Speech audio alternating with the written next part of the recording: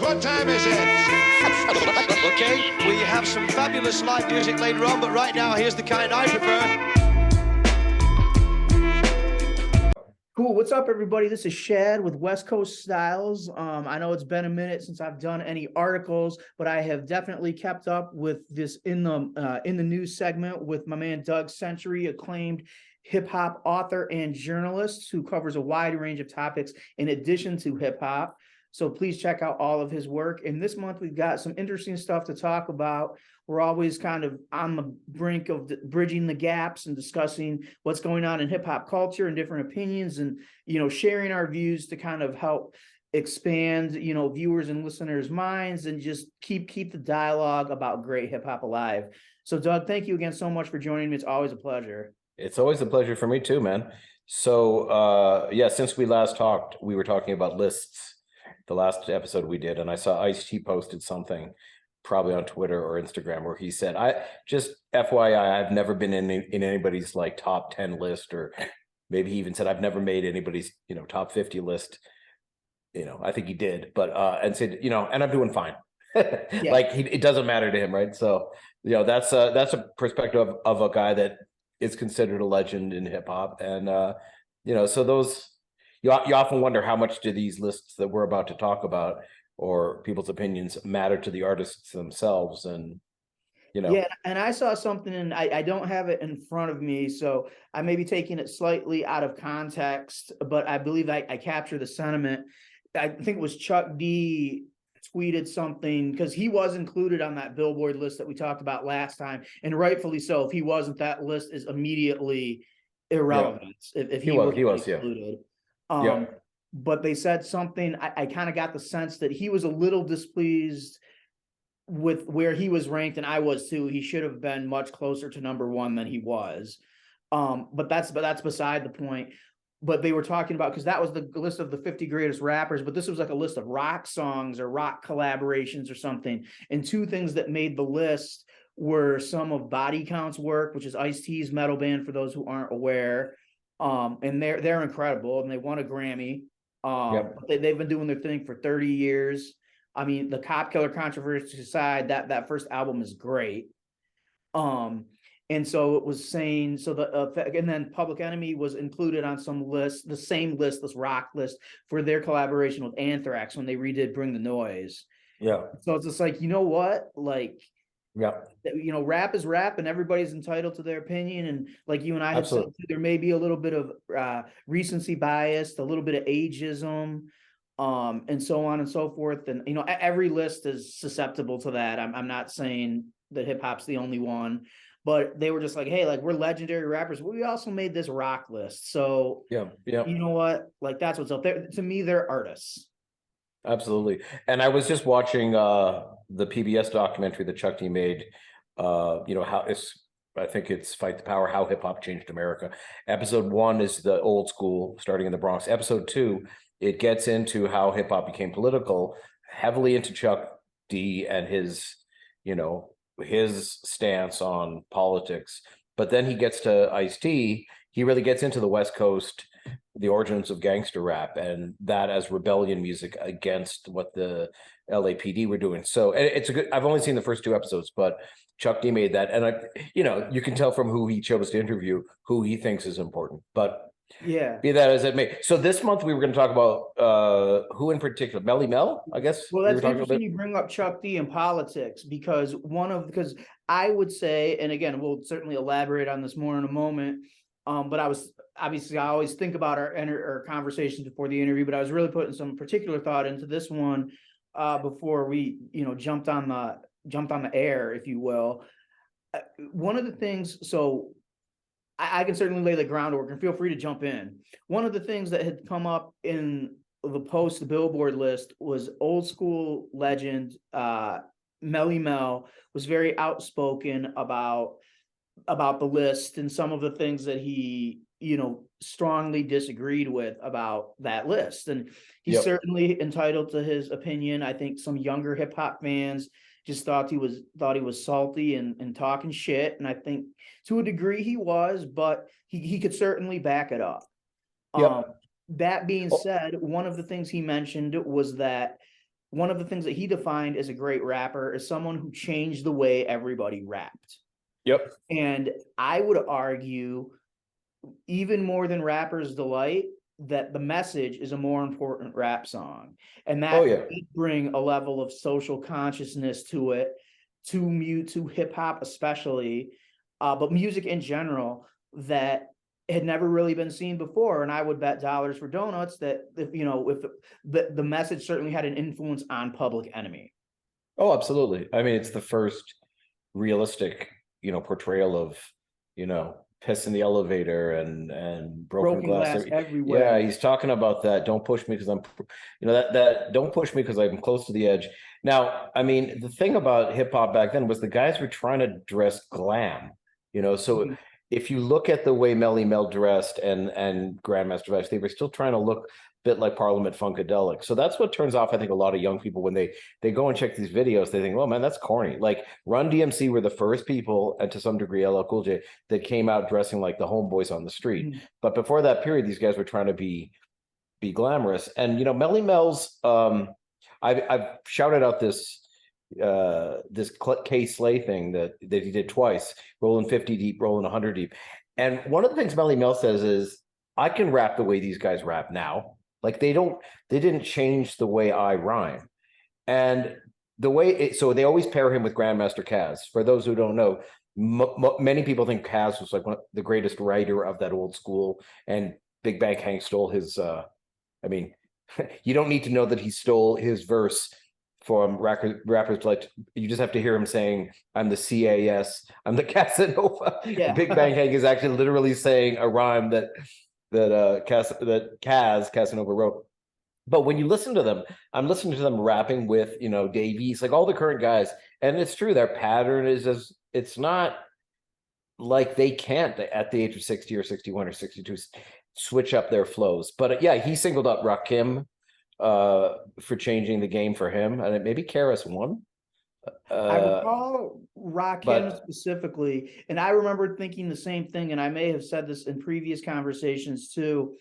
And again, let me preface this all by saying I can't rap, but I can understand how people who were naive about hip hop were turned off of it, or turned off from it because of its simplicity.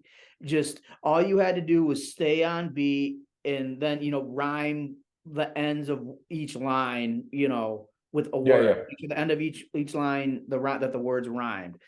Rakim was the first one, and again, I'm younger, so I didn't hear this in real time, but just listening to music from that era, he was the first one that made me go like, wow, like there is a very distinct talent and uniqueness to this. He had multi-syllabic rhymes, he had wordplay, he had metaphor, and he was the first one that made me say there is, or again, from listening to music from that time, where it wasn't just like, oh, this isn't just like Dr. Seuss rhymes or simple, A-B rhymes, A-B-B rhyme schemes, that he brought a level of complexity to it that, absolutely changed the game forever.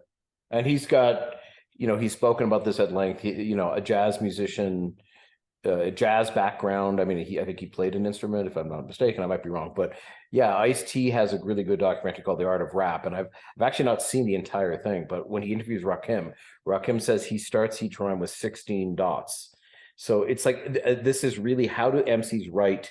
And Ice-T's like, what? Wow, like this is these 16 beats that he hears in his head for every. So yeah, the rhymes within rhymes, the internal flow. He definitely made it much more complex.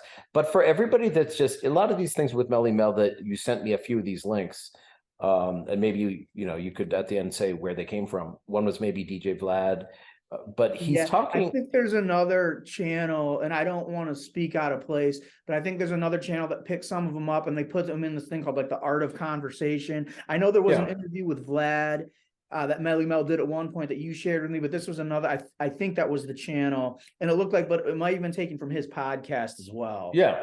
So it was clickbait. Was he says this? He says Jay-Z's not the greatest rapper, but if you listen to it, I listened to it. You sent it to me, and he would say, like apples and oranges, or what do these lists mean? What are we talking about? Who makes a great record? Who's a great performer live? And that's kind of my point, is like when you make these lists, some things are so different. Making an incredible album, making an incredible record is different from rocking a party, you know, being now, and Melly Mel, very few people understand what that battle rap culture in like these places, Harlem World, Disco Fever, the original clubs or these parks, you had to get on the mic and basically you'd have one section of the song, maybe a certain number of bars, and the other guy would come on. So it really was super competitive. There's a lot of guys now who can't do a show. Like they couldn't do a show that way. So one of the metrics he seems to use a lot is how could you read the crowd? How could you, and I told you about that time I saw Curtis Blow. It was Curtis Blow, Big Daddy Kane. It was like a Christmas party. I think it was a release of a book. And it was at this really nice rooftop bar, not that long ago, maybe 2012. And I just saw Curtis Blow. He was flowing, and in walks Melly Mel, or he was in the cocktail party vibe area. And Curtis Blow just went into the message, like just flowed into it seamlessly. Yeah, like as a shout out to Melly Mel. And it's like those guys could rock a party. So one of the links you sent me, and I really agreed with Melly Mel on this, he was like, Busta Rhymes is a better rapper than Jay-Z. And I think you sent me that, and he said, well, what do you think of that? He said, I'm not talking about who makes better records, but if you've ever seen Busta Rhymes on stage, there's no way Jay-Z would want to go on stage and be compared to Busta Rhymes. Has crazy energy. He's fanatically, I don't know. I think I wrote an interview with him where I described him like a bunch of Super Balls bouncing around at the same time, you know, like, so that was Melly Mel's point. It was not that he wasn't saying I'm not comparing their records or their influence or their Jay-Z's now worth 2.5 billion. I saw because of a deal with Bacardi over his Douce cognac.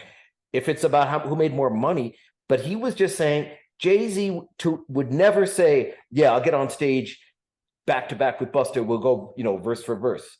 He wouldn't, because Busta Rhymes would go up to the crowd with this crazy manic energy. So that's one of his metrics. And I don't think young people are thinking about that at all. Like people of your generation, certainly down into their 20s, they don't think like, oh, in fact, another thing that he said, Melly Mel was, I'm not hating on these new guys. Like I'll be in the club or I'll just be listening to radio and I'll say, I like that shit. Who's that? And it's Drake. Oh, I like that one too. And it's Drake. So he goes, he doesn't even check for who, he just said, I like it. It's a catchy song. So he really wasn't hating on all the newer hip hop. He was just saying, I don't think they could have done what we did, which was get up in a room filled with like real street guys and gangsters. Like he said in one of his interviews, we invented the shout out because there were real killers in the club with, you know, those big 357 Magnums in the waist and saying, you know, put my name in that song. And they had to think up a way to do that. But I think that frame of reference is so different for young people who are so used to, they're not used to live performance battles that way, right? I mean, for a lot of people, certainly even like white middle-class people, the first time they even saw a cipher, something like a cipher, was in 8 Mile. And I don't mean the battle, I don't mean the club scene. I mean like the one where Exhibit, they're at the auto plant and they're literally doing a cipher. So that's, I don't know how much that's the culture of hip hop anymore. Battling a person verse to verse to verse. So a lot of Melly Mel's comments, when you really went and listened to him, he wasn't actually saying, oh, our older generation of rap is better. He was saying, in a way, we're more diverse.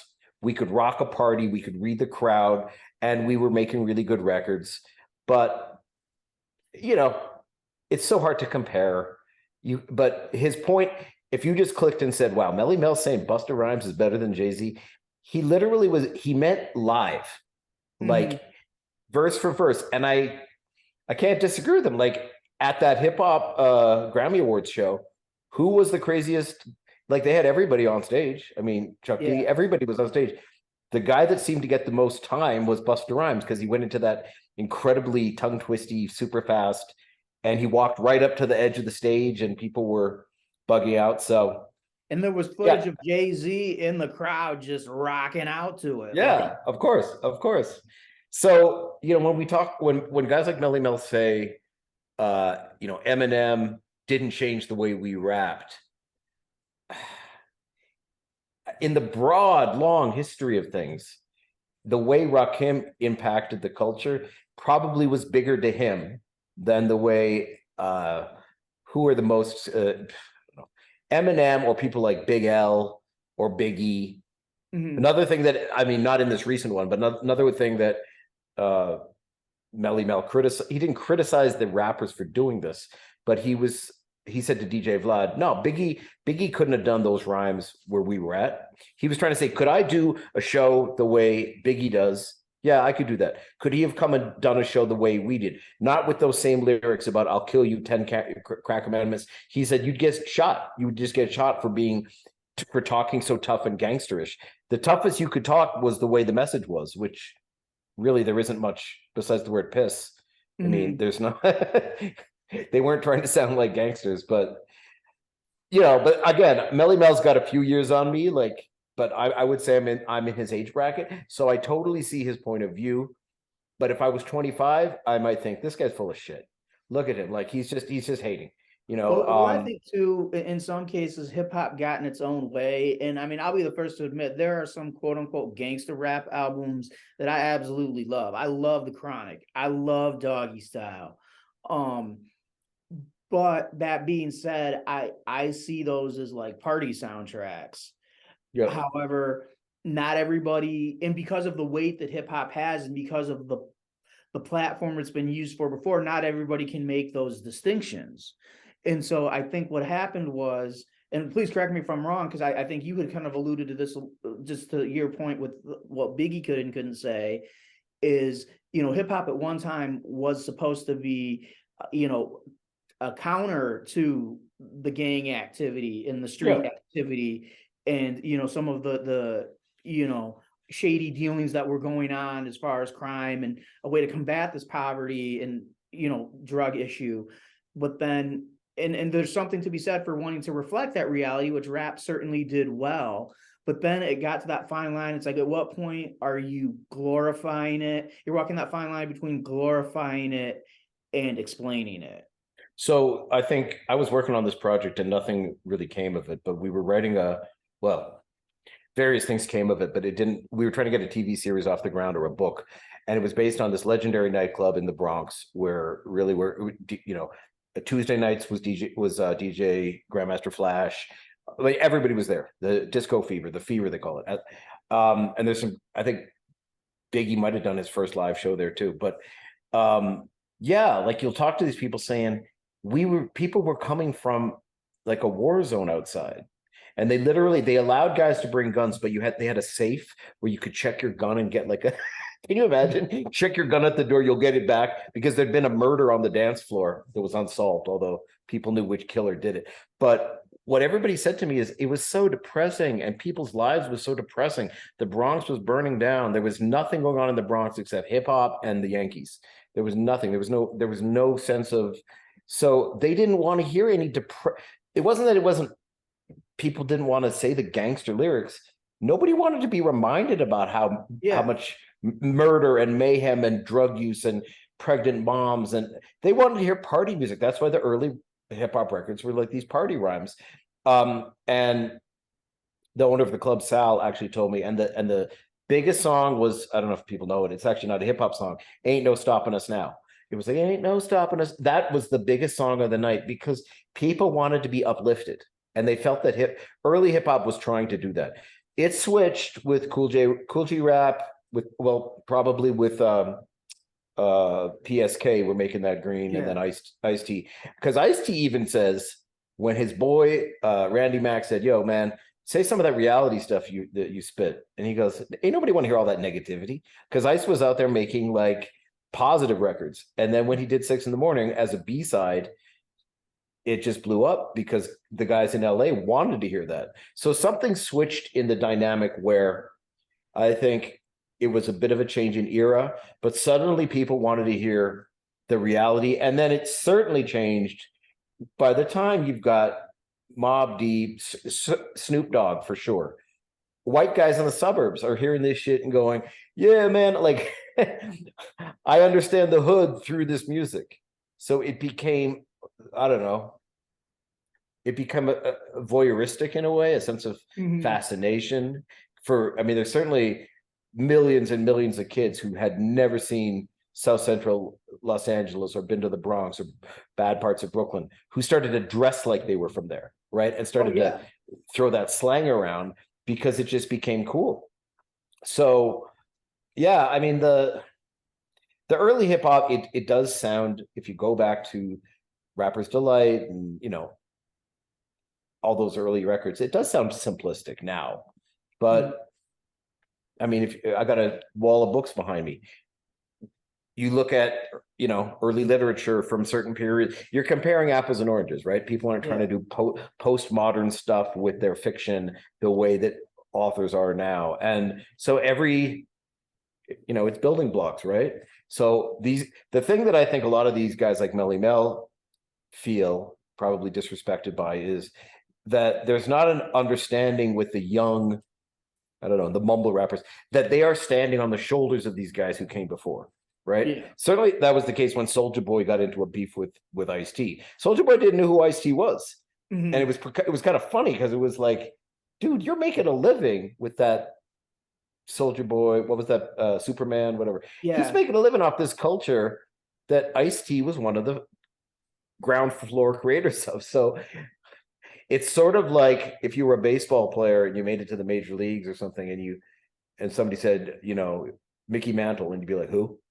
Or Babe Ruth. I mean, and then you go look, well, man, those guys were slow back then. Or like even, you know, boxing, current boxers, you know, oh, I like Deontay Wilder. So you say Rocky Marciano was XYZ. Who was that? You know, oh, I heard that name. Right. So at least acknowledge having an understanding and a respect for it, even if it doesn't directly speak to you. Again, using sports as an analogy, like in sports, I understand is gauged a little bit differently because it is, you know, more about like statistics, et cetera, et cetera. But I know there are people that regardless of, you know, that record that LeBron just broke, you know, a couple months ago, you know, 2 months ago, so there are people that are still going to say Jordan was the greatest of all time. There are still going to be people that say, you know, Magic was or Bird was, or, you know, whatever, because that was the era that spoke to them. That's when they became passionate about it. And so it resonates with them more. And so I think hip hop is very similar. Like if I mean, hip hop is so vast and there's so many phenomenal MCs. If somebody's like, oh, name your top 3 or top 5 or favorite, you know, you're inevitably leaving somebody out that's also worthy of that position. And so I think for some of these younger artists, it's okay to say that Melly Mel and KRS-One and Chuck D and some of these people that were popular, you know, over 30 years ago or at their peak over 30 years ago are not your favorite. But I think you need to understand what they did.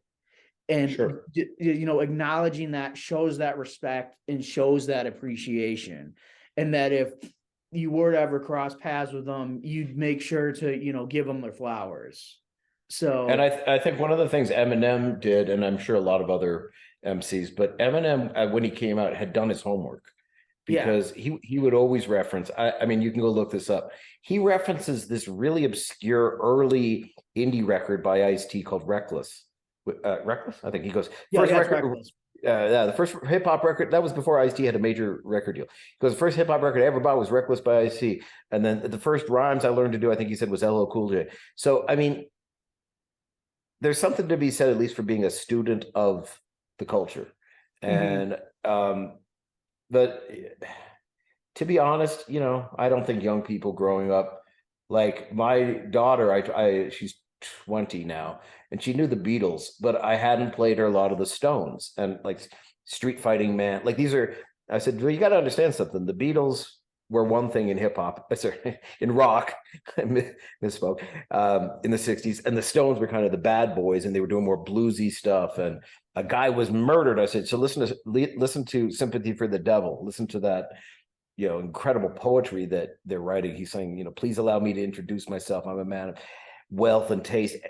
Guess my name, right? And I said, what made this song so sinister was that in 1969, at a Altamont Speedway, some Hells Angels who had been hired to do security literally stabbed and beat a man to death while Mick Jagger did not know it was happening, but he was dancing around singing Sympathy for the Devil while a man was being murdered in the crowd, and it's all captured in an amazing documentary. So, but the funny thing is, there's a long way of me telling you, she didn't know the Stones. Mhm. So I wouldn't say, oh, you're not literate in your rock culture. I mean, someone's got to educate you in this stuff. If it's not being played, if you're 20 years old, nobody's playing you Jimi Hendrix and stuff to tell Yeah. you. In fact, you hear Lenny Kravitz and then you see Jimi Hendrix and say, oh, or you see a relatively current artist and then you realize how much, and that's true for rock and roll as well. It's even more so for hip hop because it changes so fast. The slang changes so fast. Being seen as old and corny is such, like, body count, like you mentioned. Rock and roll guys can still be doing shows. Springsteen is what, 70 or something? He's touring. Like, people will pack arenas.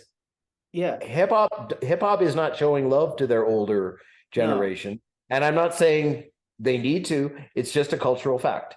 Like, older African Americans or older white people are not going to a sold out show unless it's a really amazing lineup of like Sugar Hill Gang and Grandmaster Flash and maybe KRS-One. If it was an amazing, like an Expendables type thing. Yeah. If they did that, you'd get a crowd, but it wouldn't sell out Madison Square Garden the way that a Drake thing would do, or whatever. Whereas classic rock can do that.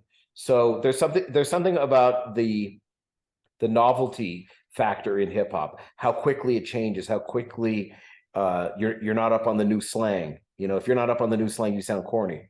So it's amazing to me how well records from the 90s have weathered. Like, they really have, because it used to be that every generation, every 5 years, that's what Ice-T told me. I think every artist has got like a 5-year run, and then you're past your sell by date, and Jay-Z has kind of shown that that's not true because he's 50 but at some point it used to be like every 3 or 4 or 5 years, something new would come along. But now everybody recognizes the mid 90s is just amazing, right? If you're a hip hop head, maybe not guys that like mumble rap more, but real hip hop fans acknowledge, wow. I think production hit its peak between, Dre on the West Coast and people like Premier and Pete Rock on the DJ Premier. It's just, you just had probably the greatest production sounds hip hop is ever gonna have, right? And one other hip hop production collective I think doesn't get their props that should, if we're talking producers briefly, is the Bomb Squad. Nobody's them. Yeah, exactly. But now it's not about that, right? Like, hip hop just sounds so different. It just doesn't have, when I hear Drake's songs, or occasionally when I do listen to the radio, who are the biggest names in the under, and Drake's not a young guy, right? He's 35 or 32. I think it would be fair to say that Drake is a major influence on the hot rap stars of today. Yeah.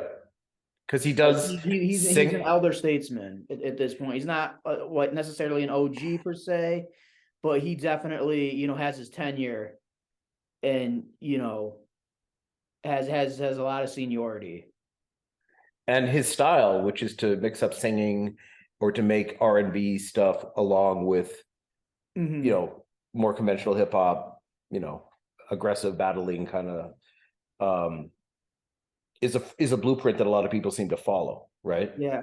Well, I think it's interesting too. There's that saying that winners write history, and I'm not taking anything away from Drake. I don't know him personally. I've never corresponded with him. He seems like a really cool guy. So, I'm not throwing shade that way, but in kind of circling back around to lists and everything. Yeah, exactly. He brought, popularity to the, singing and rapping. But when they did that Billboard list, one person who was noticeably absent from that list, which was interesting because because Drake was ranked so high, was Ja Rule. And Ja Rule did that before Drake did it. That's true. And it's Wait, where was Drake on the list? I forgot. He was in the top 10. Okay, yeah. It's hard. It's hard for me to say that, but it's. But I just Yeah. objectively speaking, I think it's interesting. I mean, I'm kind of indifferent about Ja Rule. I think the seeing his tension with 50 Cent and that battle. I think when I learned more about it, and I learned how like actually real it was, Oh God, yeah. you know, as opposed to just being kind of on records, I started to feel a little differently. But as a young guy, just hearing these battle records, I'm like, oh, this is interesting. It was compelling at the time. But once I learned more, And my that, opinions changed. But I still, you know, listen to Ja Rule, and I remember Holla Holla, and I remember him on Can I Ghetto with Jay. And I mean, he had that, and there was that group he was going to be in with Jay-Z and DMX, like the Commission that never quite yeah. materialized. They had a song on the Streets is Watching soundtrack, which was great. Yeah, Ja Rule And, definitely had some dope shit. and by the way, I was covering that for somebody. It really was a Irv Gotti. It was the Chris Lighty. It was the two camps, and it got Mhm. real. Like there were shootings, stabbings, murder. If I'm not, I mean, it got real. It was beyond just dissing each other. And I'm blanking out now on the name of what was the name of the management company that like Irv Murder Gotti. Inc. Anyway, it wasn't Violator Records, but it was their. What did you say the name was? Murder Inc. Yeah, Murder Inc. Yeah, sorry, yeah, exactly. Murder Inc. versus G Unit. It kind of was that, right? Mhm. And I think it even spilled over to Eminem at some point. But yeah, I that think it was was just real. kind of, and I talked about it in like Toy Soldiers. So I think it was just kind of like guilty by affiliation. But then I know it really, because then Ja Rule made records dissing M. And then I think that just lit a fire under him to respond. Yeah. But I think I didn't realize how what had happened with Ja and 50 like started in the streets the way that it did. I thought Yeah, it was yeah. like a competitive thing. And it wasn't until, I mean, shortly after, but the first time I heard about it, you know, it was just like, oh, I heard Back Down. I was like, oh man, this dude's really going at Ja Rule. Like, and then Ja Rule, people forget, Ja Rule was at the top of the mountain for a minute. He He was, sold yeah. a lot of records, and he was a force to be reckoned with, and all the power to him. And so I just thought that was interesting, and I'm like, oh wow, this is, and then you know, just that battle starts happening, and I was like, oh wow, then I learned more about it and how it was a little more rooted in actual events and people being hurt and things like that. And I was like, and then I kind of, you know, turned away from it, but Yeah, well, that yeah. he had a huge influence, but you're bringing me back to other people that just sort of came into the game, and I never forget how big DMX was when he came out with that barking sound. That just like I was hanging out with some dudes that were just straight hip hop guys, and what was the first big hit? I don't know, Where My Dog's At or something. Well, his first probably commercial hit was Rough Riders Anthem, but I think the video that kind of gave him that buzz was Get At Me Dog. Yeah, Get At Me Dog, and just his sound and also like Onyx. Remember this group Onyx? People don't even know, but yeah, Sticky Fingers came out, and after that, like people just started to copy, So they would say, I remember Onyx had this, not just slam, but they said now everybody wants to sound grimy because, the influence. Guys come out with a new sound, and people are influenced by it. But I'm not sure that's the same thing as what Melly Mel's saying about it changes the entire way, people rap. But anyway, I think to sort of wrap up that point Melly Mel was making is, if you really go and listen to these interviews, his point is kind of like mine. Is like, well, what are we comparing here? Like, it's such a different skill to make a great record the way the Black album is, or to make a great record like The Chronic is so different from getting up in a crowded party and freestyling, or so I don't think that MC meant move the crowd. I mean, a yeah, lot of younger fans aren't aware of that. Yeah, exactly. To me, MC means move the crowd. It really was important to those old school guys who, and I don't know how much these shows happening, but it was a big deal in New York when Summer Jam would come out, right? Who was the headliner at Summer Jam? And you'd hear, well, so and so was the headliner, but so and so who came on earlier actually rocked the crowd in a deeper, and that's just the there's way something things to be are. said for that too. Like that says that adds validity to Melly Mel's point. That like, Oh, here's 100%. this thing, concert performance, live performance, rocking the crowd, which again, I don't want to say current artists can't do, but there may have been a brief disconnect, or again, when things were about record sales and, likes and follows and things that didn't directly correlate to, again, stepping in a club and stepping on stage in front of a group of people, or even a group of people that may be armed. Like, there's a difference there, because that doesn't or didn't happen as much.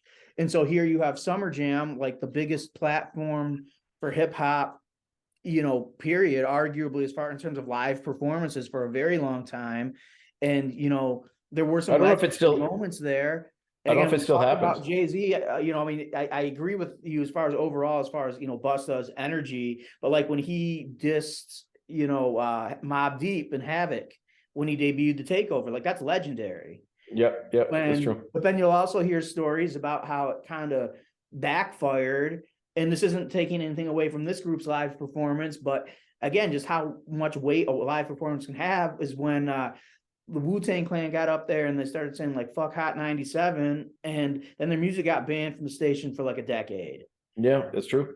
So I mean, but yeah, so that's by the way, I wasn't saying Jay-Z doesn't give a great performance. I'm sorry, I didn't mean to misinterpret that or give the impression that I thought that's what you're saying. It certainly wasn't. No, I'm just saying Melly Mel's point was, however great Jay-Z's going to be in saying something, he's not going to match Busta Rhymes' energy and his Busta Rhymes' kind of reading of the crowd. That's his point. Like that's he. Now, I mean, so that's something I think whoever among your younger listeners, you've got to understand how much a guy like that, or even a guy like Rakim, is factoring in live performance and the impact, the connection you're making with the live crowd, which is just not happening. Like it's not what young people care about anymore. You just said it to me. How many live shows are people going to influence their? I mean, they'll learn about it first on Instagram or something, right? They'll see a TikTok by some, new artists. For a while, it was new artists were making their name on, like, Justin Bieber on YouTube. But I'm assuming TikTok is breaking new artists, right? Because it's a way you can, drop something brand new that nobody's heard without any money being spent. And now you've touched base with now you've gone viral, right? Mm-hmm. So I think going viral is what, moving the crowd was back in the days, right? It was like, so now people are expected to come up with something that's so different, interesting, dope, whatever, that immediately the Twitter goes crazy and Instagram goes with this new thing, whatever it may be. Well, that's the new metric for how hot something is. Whereas back in the days, that didn't exist. It was just, you were there at this live show that was legendary, and can you believe? And it's like, and word of mouth was forced to spread it because there weren't cell phone cameras, there weren't even video cameras half the time, and so it really was, living in a moment of history and being able to tell. I mean, I'll hear stories, from older hip hop artists who will be like, who weren't from New York, and it'll be like, oh man, I went and visited my relative or my friend in New York, and they had all this music, and I brought it back to California or wherever, Colorado, somewhere, like, and it just hadn't even reached them yet. Like, and it also wasn't on when I moved to New York, it wasn't really on the radio. Like, so 88, 89. So Hot 97 was still playing like club, more Latin club music. But you had Kiss FM and WBLS, and WBLS had a legendary program director, Frankie Crocker, who hated hip hop. But they would give like this hour slot, or Stretch and Babito on the university radio station. So you had these shows, and that's why Biggie says, Mr. Magic, Marley Marl. You'd have a double cassette tape deck, and guys would literally record these radio shows because that was their only access to the music. So imagine how different it was. Yeah, like you were getting these drips and saying. And it was a big deal if Red Alert, he was big, and then later Flex got a brand new exclusive record that nobody had out. I'm sure they're still dropping new music as a way to in this to put it in a context too, this was like an hour radio show, or maybe 2 separate hour radio shows in the span of an entire week. Yeah, And exactly. so if you compare that, again, apples to oranges, that versus, I can literally, when we're done with this interview, during this interview, I could hop on YouTube right now and literally look up anything. Yep. Who are the biggest selling rappers at this very moment right now? I was going to Google it myself because I was trying to figure out who.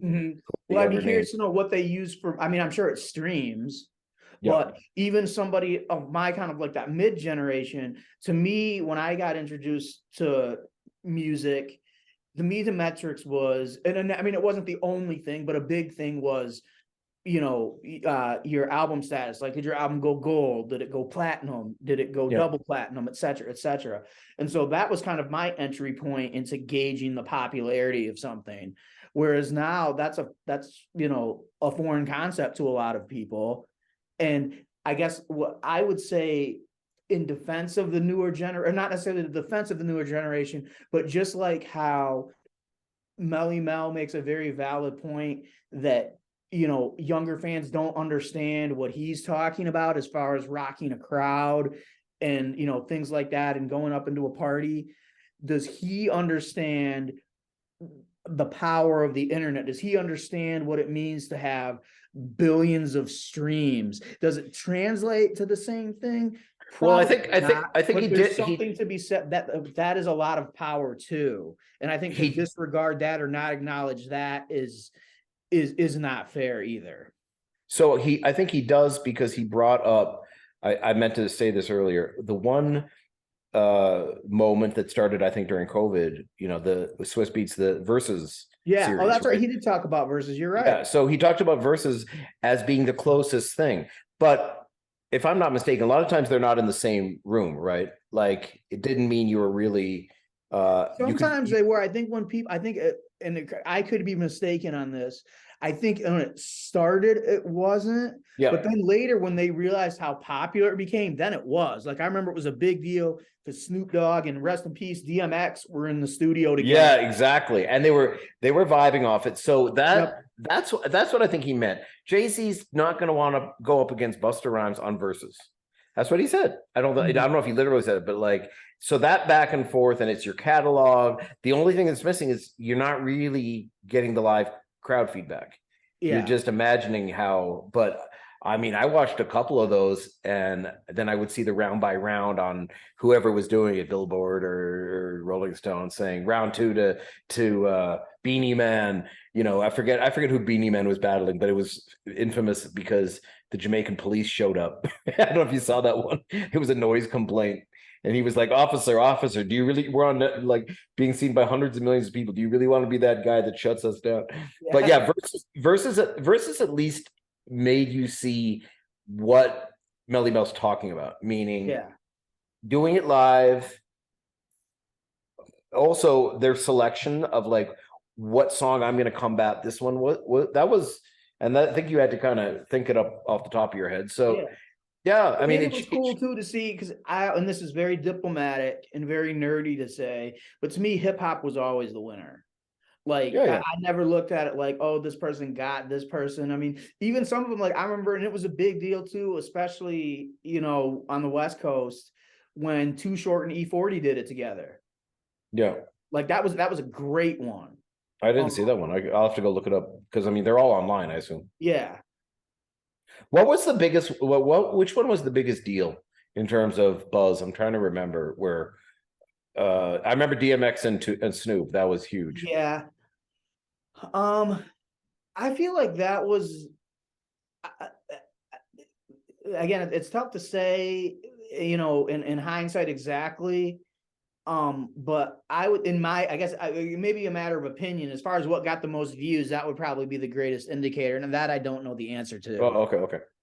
Yeah, but I was the one I was most excited for was Snoop and DMX, because I'm big fans of both of them.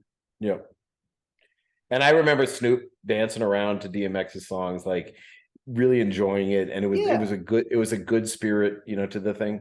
I mean, as far as I mean, it's not like Jay-Z did one or Eminem did one or 50 Cent. They They didn't do. I mean, it was other artists, like, Yeah. and it was a lot of singers. Like, I remember wasn't Jodeci, but it was like two like legendary R&B groups went against each other. Yeah, they were comparable Yeah. artists, and so that's what made it fun too, because it would be like doing another example again from my generation, be like doing NSYNC and the Backstreet Boys. Yeah, exactly. Yeah, Whereas like exactly. you're not necessarily gonna do like New Edition and the Backstreet Boys or New Edition and NSYNC. They're from two different eras with again two different standards, if you will, Yeah. measurements or metrics for success and popularity, et cetera, et cetera. And so I think by putting someone from the same era who had the same level of success / popularity, it kind of levels the playing field. And it's just like, okay, pound for pound, who wins? Who's better? You've got a love song in hip hop, for example, because there are obviously a lot of love songs in hip hop and R&B and pop. But it's like with rap, it's okay. This rapper has a love song. This rapper has a love song. Pound for pound, which one's better? Yep. This one has a club song. This one has a club song. Which one is? And again, it's just fun to see the interactions. And again, it's kind of like, companies that, the people that work at Burger King can't say they like eating McDonald's. This is the same thing. I mean, it's great to see, like, again, Snoop, someone from the West Coast icon, giving it up. And DMX did come along a little later than Snoop did, but just for as big as X was on the East, this is great to see a West Coast artist giving so much love to an East Coast artist and rapping along to his songs and stuff like that. Like that's yeah, I agree. And I think so just to be a little bit more philosophical about it, like it's not like the idea of rating, it was always a big deal in the 90s if you got a five mics in the source, right? It was rare. They would rarely give an album 5 mics. But yeah, ratings have been there, but there's almost like a mania now for ranking and rating everything, right? And I mean, dentists will say to me, give me a 5. Can you give me a good rating on Google? Right. Everybody, because now everybody with one click has the power to say this is a 5-star on. And by the way, as an author, whatever, whether it's Amazon or Goodreads, you'll notice it. You'll say, oh God, my rating went down a bit or went up a bit. You do notice it. But what's funny about it is, like, I'll look at my book, a book that I have written, me, who I just consider, okay, I'm a decent writer, whatever. I don't have a big head. You are, for those listening and watching. But listen, dude, like, I'll see more than a decent writer. One of my books has 4.06 stars. And then I'll click at like a legendary, absolutely classic novel, Ulysses by James Joyce, which is much lower ranked than, and I'm like, that's bullshit. Like, it's hilarious. This is the greatest novel ever written. So a bunch of people are pressing 2 because they couldn't finish it, or 1 because whatever. So there's and also I noticed, like, with my daughter's generation and your generation, or even when I was coaching kids in soccer, just the phrases underrated and overrated became really common with young people. Minecraft is underrated, or so and so, and I just realized they use kids met gets recognition or popular doesn't really mean. So the idea of rating rappers of 10 years apart, 20 years apart, 30 years apart, it's so impossible to do. But I just would say, in defense of Melly Mel, Grandmaster Caz, if you listen to that Rolling 110 Deep, the first MC, according to most people, is Coke LaRock, who was with Cool Herc. So in the Rolling 110 Deep, that everybody's got 8 bars, Coke LaRock comes on there. I'm Coke LaRock and I'm still on the scene. First MC ain't my claim to fame. I've been getting money, ain't a damn thing changed. And he sounds like a really old school rapper. I'm listening going, well, that's Coke LaRock. Okay, that's what the old school guys. But Melly Mel, Ice-T, correct, Caz, their flows and what they sat there and wrote some stuff, because I know that they're competitive and they're saying, I better write some stuff that's complex enough to fuck with these young cats, right? Mm-hmm. Ice's verse starts, get shot in broad day, fuck around in LA. It's like all those guys are competitive, whether they admit it or not. So, so I would say you listen to certain old school rappers, you hear them in that context of with current guys, and it does sound like nursery rhyme. It's basic stuff. But I would say with Melly Mel, Caz, and other guys from that generation, They have figured out the patterns and the amount of internal rhyme they have to do, and they can write that way. Maybe kids don't care what they have to say, but yeah, Belly Mel on that one. Rolling 110 deep in those K Slay, rest in peace, K Slay. Those, yeah, he's amazing. Those epic, records that he put together is a great demonstration because like they're 40 minutes, an hour long, whatever the case may be, and it's just like one right after the other, and for all intents and purposes, you can't keep up and be like, oh, this verse is this person, this verse is this person, this verse is this person, this verse is this person. I mean, some people you'll recognize, I'm sure, but like, and why you might hear a really great verse, go look it up later, oh man, that's an older rapper that I might have written off otherwise. Absolutely. There's a new rapper that I might have just dismissed otherwise, and that's the beauty of it. Kaz came out, I'm so Bronx, my middle name is Jonas. And I was like, that made me go to Google and realize the Bronx is named after a Dutchman named Jonas Bronk. So, I mean, he was dropping knowledge in there. Like, if he made, like, I was like, is that the Bronx is named after this guy, Jonas? Well, that's a great line. I'm so Bronx, my middle name is Jonas. Like, you'd have to be educated about New York City history. And I remember Melly Mel said something like, I'm the something pre-Cardi. Like, I had to go look up what he was saying. He said pre-Cardi. Like, I'm Bronx pre-Cardi. Like, so, I mean, look, these guys are very skilled at what they do. They didn't get their due. Guys like Kaz certainly didn't make a lot of money. I mean, for a while, Grandmaster Kaz, who was considered one of the greatest. I think Melly Mel made money at least touring because Grandmaster Flash had a name in Europe. But like the Cold Crush brothers, if I'm not mistaken, he had Grandmaster Kaz had a drug problem, and then he was like giving tours on like a bus or a mini bus, like This Is the Bronx. I mean, these guys not only didn't get paid, they were ripped off. So why would they not like look at the current stuff and say, are you not Drake, but like, are you shitting me? You're just mumbling some shit, and you're not getting up live and having to do this, and you're calling yourself great. You should have seen what we had to do. So there is some saltiness in that, and the fact that, bear this in mind, because this will blow the minds of most people who are your generation and younger. Ice-T always says one of the reasons he didn't get into rap when he first started rapping, he didn't take it too seriously. He always says, because nobody, until Run DMC, nobody had made enough money rapping to buy a car. Like, he wasn't even saying like a Bentley. Nobody was making hundreds of thousands of dollars. They might get $1,000 a show. I'm talking about like Grandmaster Flash and the Furious Five. Nobody was making, and the record deals were horrible to them, right?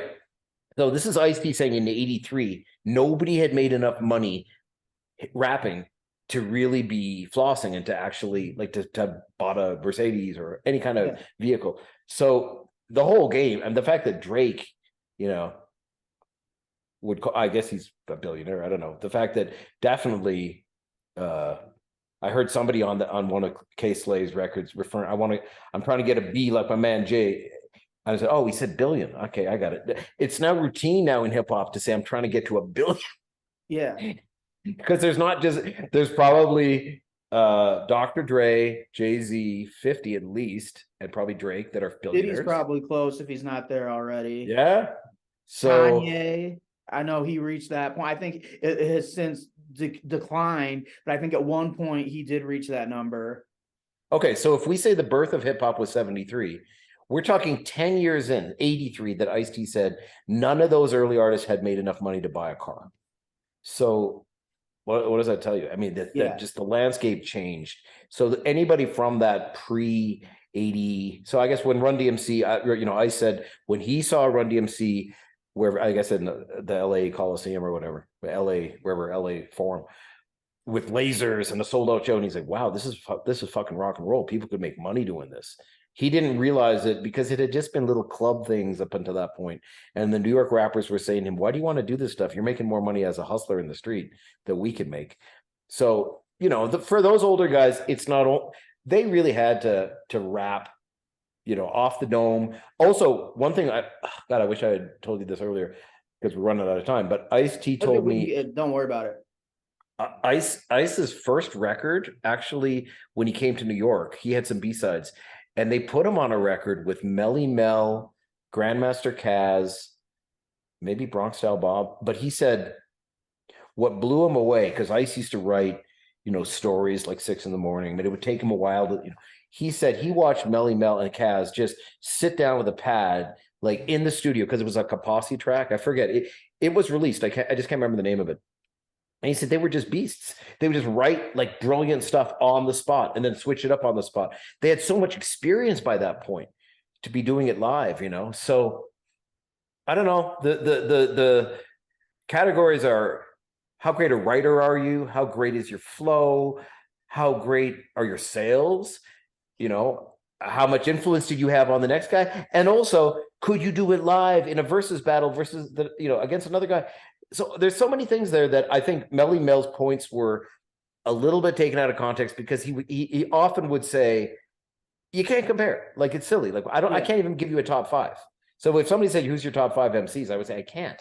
Do you want to say top 5 live shows? Do you want to say top 5? Because a lot of it, if Biggie didn't have the production he had on that first record, or if Snoop didn't have the production, would I have liked them as much? I'm not sure, because they made those are great records, right? Mm-hmm. Those are great records. So a song like The Warning or Give Me the Loot with some corny music behind it, it might have been as lyrically great, but those albums stand up. Like, they're not a bad track on, I don't know, The Chronic or Doggy Style, or well, there's probably a couple I skipped, but so anyway, well, we've covered Melly Mel's opinions, but we didn't really come to a consensus other than to each his own. I'd say, I guess, maybe not an overlying consensus, but I think the conclusion we could draw, whether it's Melly Mel, whether it's Billboard, whether it's me, whether it's you, is that when you're making a list, I think people like lists in the internet era because it says a lot with a very little bit. Yeah. You could just write a list, a blog, top 10 best movies of all time, and just list 10 movies. And if the right people pick it up, I mean, that'll get the internet in a frenzy. Also, so isn't BuzzFeed just all about that? Like, BuzzFeed, there's these aggregator sites that Mojo, they're just about 20 great things, or the 10 things you didn't know. So we just think that way now, and it's changed the way we think. Just like Twitter, changed 140 characters or 280, whatever it is, changed the length of your attention span for certain young people. But also, I think the important thing is that when making lists or statements or things like that, organizing information, categorizing it, is that you define the criteria. Yeah, exactly. And I don't think that's what, and nobody does that, with the exception of, and again, I would love to see him do another one. Do you remember how Cool Mo D used to do those like hip hop report cards? So he put out a book probably about 20 years ago now. It's called I think it was called like the 50 greatest MCs. And in each, he ranked the MCs, but for each MC, like it was like a mathematical average, because he ranked it on like, here's where they are on live performance, here's where they are on lyrics, here's where they are on longevity. And he made a sound argument for each of those artists at that time for where they were. And I mean, that was still his opinion, mind you, but he was very clear on how he was ranking them. And I've never seen a list or a breakdown of like, or something that is an editorial so well presented before. And so, and we also have sorry, I didn't mean to cut you off. It leapt into my head. Another thing that's really important is what is the framing device of the editor, the writers and editors who are choosing this stuff, right? So I'll give you a perfect analogy. It's actually spot on. I just realized it. Rolling Stone or these places will do greatest rock guitar or greatest guitarists, and there'll be such a bias towards these white guys like Clapton and Jeff Beck and everything. And then further down, you'll see you'll see a Muddy Waters, and I'll go, fuck that shit. Like, none of that would exist without, for me, Robert Johnson, like the blues guys who did it first. That a lot of the white guys were just literally replicating their solos. They'll never be the number one. Never, never, never. It'll always be Clapton. And that's because that's who the white guy editors of Rolling Stone. No, I think they've tried to compensate for that because they realized how stupid it looked for a while. Just to put like the greatest blues, guitarists being all these white guys from England. And you're like, dude, many of these blues guys, even Albert King, they're still alive. Like they're here in the US. Like, Yeah. so there's a bias definitely on the tastes. Like I would rank Eminem way higher than those lists, because when I first heard Eminem and I thought, I don't think anybody's written more complex, his flow and his storytelling and Stan and all. I would have put Eminem like possibly number 1 or 2. Just me. But that's probably my bias for when he came into my life when I was like 31 years old, right? I just heard him and was like, oh my God. But I could see how people would say, well, he's top 5. I don't know. Where did he rank on the Billboard list? I believe he was 5. Don't quote me on that, but I think he was 5. Pac was 4, Nas was 3, Kendrick was 2, and Jay was 1. Okay, all right. Well, Nas, Biggie, that was always our kind of thing. Nas, Biggie, Jay-Z. Yeah, who's the best MC? Biggie, Jay-Z, and Nas. No, that's right. Yeah, Jay said in the song. But look, you and I have pointed this out. Biggie only released 1 record in his lifetime, right? The second one was posthumous, the third was then there was today is actually the anniversary of Life After Death too. So for anybody who's listening or watching, if you have not listened to the Notorious B.I.G.'s Life After Death, go do that right when this episode ends, because it is the best pieces of work in hip hop history. One of the things about Nas that I'll say is that Nas and Jay-Z got in that battle. Nas, I mean, if you listen to New York State of Mind and that whole first album, you're just, this guy's a genius. But like when Jay-Z dissed him, he was talking about Uchi Wally. Like Nas made some really corny records. He did. He has, if you make enough albums and you stay busy enough the way he has, maybe your beat selection is not going to be great. Maybe you're going to knock out some, just like the Beatles had some throwaway songs that they just did to fill the album up. But so you can't say that about Biggie because he died so young, right? You can't really say, well, he recorded some really bad. But if he was 30 years into a career at this point, he'd have released some stinkers. I mean, it's just impossible to release nothing but classics, right? Yeah. But be that as it may. So yeah, bear in mind, good point. Do your homework on the past a little bit, or define your criteria, and say, they'll say this about soccer, like you'll see videos, and they'll say, there was guys in the 50s or the 40s, but there's no video of it. There's no video of this incredible play. There just isn't. So you have to imagine whether it happened the way they say it happened, right? So young people will say, well, bullshit, I don't think it's real. I mean, they were so slow back then. So the comparisons of eras of greatness. And that's why conversations like this are so important too, because even with if you don't mind me saying, our age difference, there are hip hop moments, for as big of a hip hop fan as I am, that you lived through and experienced and saw that I never have and never will be able to, because I wasn't born yet. And it simply was not documented. And so for me to talk to you or other people to listen to you and be like, oh no, like this is what it was like in the clubs in New York in, the 80s, or this is what Ice-T told me about hip hop in 1983.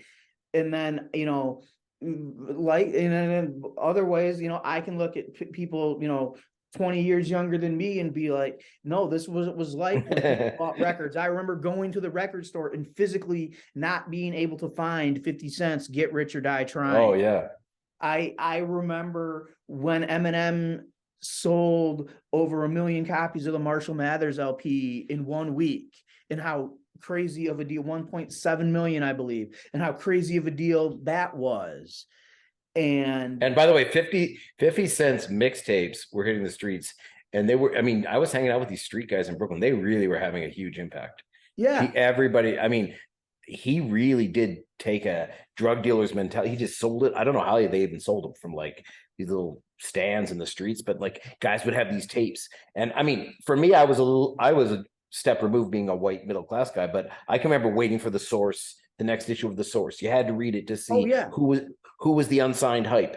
That was really that was a big deal. That's how Biggie got discovered. And we were talking about ratings too. Yeah, who got 5 mics in The Source, or what was this album rated in The Source? When I used to buy, again, when inflation is what it is now, but I could take, $15, go to the store and get, Vibe Source and Double XL.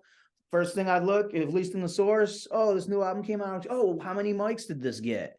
Right. Or, there were a lot of little things that, hip hop journalism at that time covered, which doesn't apply. They're outdated concepts now. And so for people, again, you can explain certain things of a certain era to me. I can explain certain things of an era to the younger generations. And then it goes both ways, because then somebody, hypothetically, and again, to your point, I think Melly Mel does understand it a little bit. Perhaps more than a lot of people would give him credit for, but there probably is some young hip hop fan who understands social media influence and streaming and all of that, who could be like, oh, Melly Mel, like, that's cool, that's this, but like, here's why this is as relevant as it is. And, because he's however many decades removed from being at the peak of his powers, when it was about the club and it wasn't about streaming. So to me, it's all about, it's all about it's about respect, perhaps even equally so. It's about education. And so instead of just dismissing it and being like, oh, old school sucks, or oh, new school sucks, just be like, just use it as a teachable moment. That's true. I got a guy, well, and on a funny note, I remember this guy telling me, a guy younger than you, so I guess he was probably 28, 29, and he was playing me some hip hop, and I said, this is garbage. I hate it. And he goes, yeah, but man, if you want to get the bitches, this is what girls like. This is I don't know who he was playing, but yeah, I was like, okay. He goes, yeah, this is the kind of music. So part of it is also what's the popular stuff among the young ladies and the people you're going to go to the club with, et cetera, et cetera. So I've heard sentiments like that too, and that totally makes sense. You want to make music that, if for like attraction and attention and things like that, you want to make music that women are going to like, because if women like it, men are going to like it, so the women will like them. Exactly. Like, I can't tell you too, in my middle school days, I can name all the members of the NSYNC and the Backstreet Boys, because at one time there was a girl that I liked and that was their favorite boy band, and so I learned all I could about each of them to have a talking point with them. Exactly. So yeah, some of it is what had the biggest impact on the peer group you're around, but as long as we frame things by having context, putting it into context, doing some research, define your terms, that's a great way to put it, and acknowledge that there's recency bias and there's also compilation bias. Whoever the editor or the curator of this, Questlove did an amazing job on that Grammy thing, I thought. Yes, I think, and again, I know we mentioned this in the last episode too, and again, we're saying a lot about writers, and with all due respect, I mean, I'm a hip hop writer, you're a hip hop writer, so I don't want us to essentially be self-deprecating, because again, I think writers and having time to you do have a unique perspective on things, and that's something very relevant too. But just in the context of these hip hop lists and some of these things like that, I think Questlove is an authority figure, is a unanimous authority figure on this culture and this music. Oh, 100%. And Chuck D his list about anything hip hop would be better than any list I could come up 100%. with in a million years. And people were annoyed at some of the guys were annoyed at who got left out of there.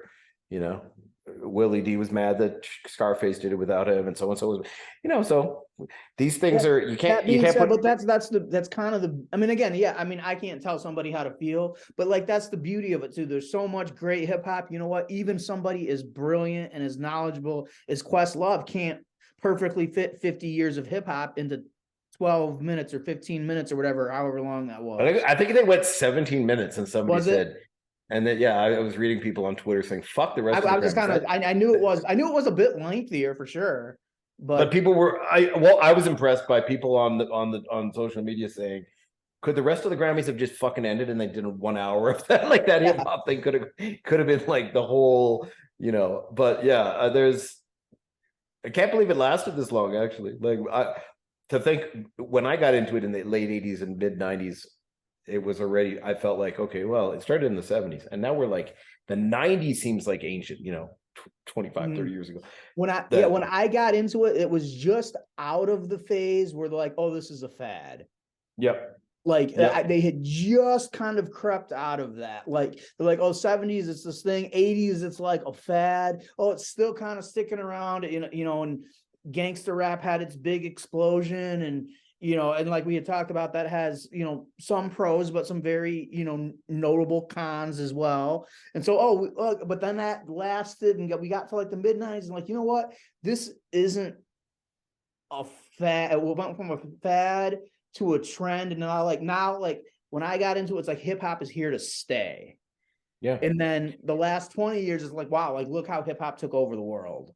Look how hip hop won the culture wars. Well, then it became, there was a long time where I was a hip hop head, and there were people who would tell me, look how destructive this music is, et cetera, et cetera. But that I've realized in the last 5 years, it is rock and roll. It's bigger than rock and roll. It's what rock and roll was for the 60s generation, 70s generation. It is the popular music, much more than indie rock and EDM or whatever else. There are other genres of music, but hip hop has become it is the defining. Hip hop is now like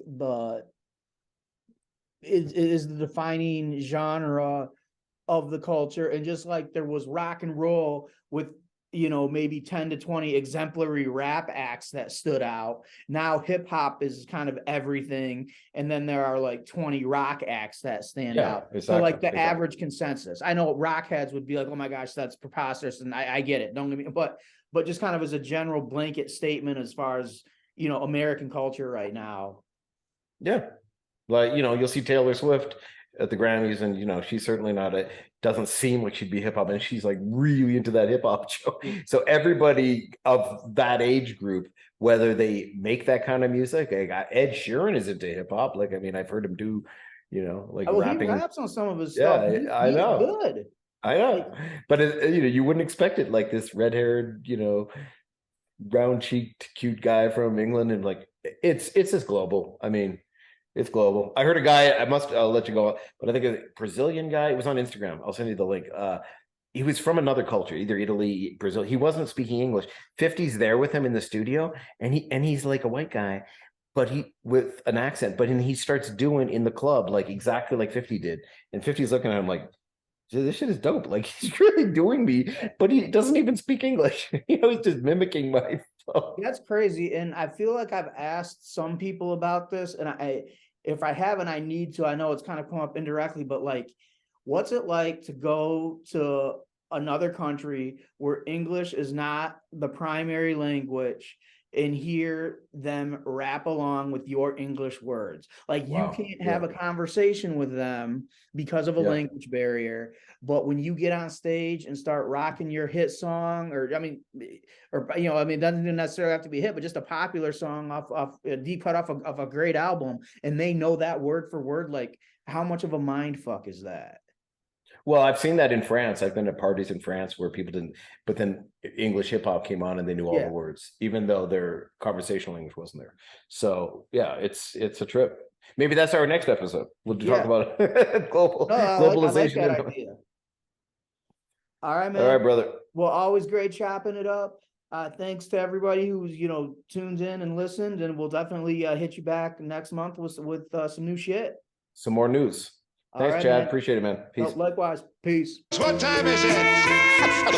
Okay, we have some fabulous live music later on, but right now, here's the kind I prefer.